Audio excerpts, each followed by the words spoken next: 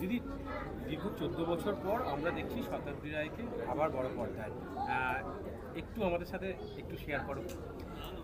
এটা হচ্ছে যে মৈনাকের ডিরেক্টর হিসেবে ওর ছবি মানুষ গ্রহণ করে, ওর ছবি ভালো পছন্দ করে, সেই ভরসা আমার মৈনাকের উপর ছিল এবং মনে হচ্ছে যে মৈনাক যে সাবজেক্টটা শুনিয়েছে সেটা আমার ভালো লেগেছে এবং দুটি নারী কেন্দ্রিক চরিত্র বলে আমার মনে হচ্ছে চরিত্রটা আমি করলে আমার ভালো লাগবে। তো সেই ভালো লাগা থেকে এবং সব কিছু ত্যাগ করা গেছে, সেই ভালো লাগা সেই সুযোগ থেকে এই কাজটা করা।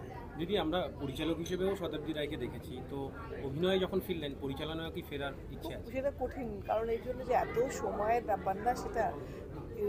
এখন তো ছবি খুব কম দিনে হচ্ছে, 10 দিন 15 দিন 20 দিন, তো সেটা সম্ভব। কিন্তু পরিচালনা মানে অনেক দিন, প্রথম থেকে শেষ অবধি থাকতে হবে, অনেক সময় দিতে হবে।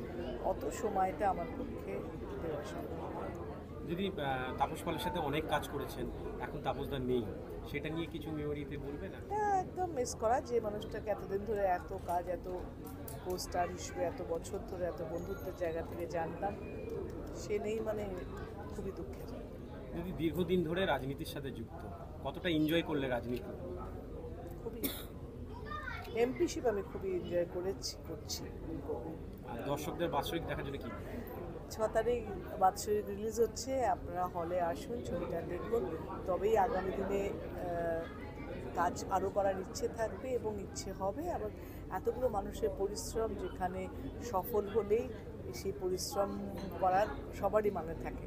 তো সেই জন্যে যে ভালোবাসা নিয়ে আমাকে অভিনেত্রী বানিয়েছেন, যে ভালোবাসা দিয়ে আমাকে আজও পর্যন্ত এখানে রেখেছেন, সেই ভালোবাসাকে কেন্দ্র করে আবার হলে এসে আমার ছবি দেখে জানান আমার কেমন লাগলো ছবি। এবং আমার ছবিটাতে যেহেতু ভৌতিক ব্যাপার রয়েছে, তুমি বাস্তবে ভূতে কতটা বিশ্বাস করো?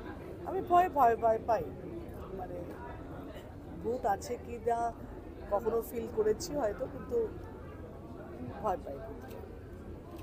Thank you.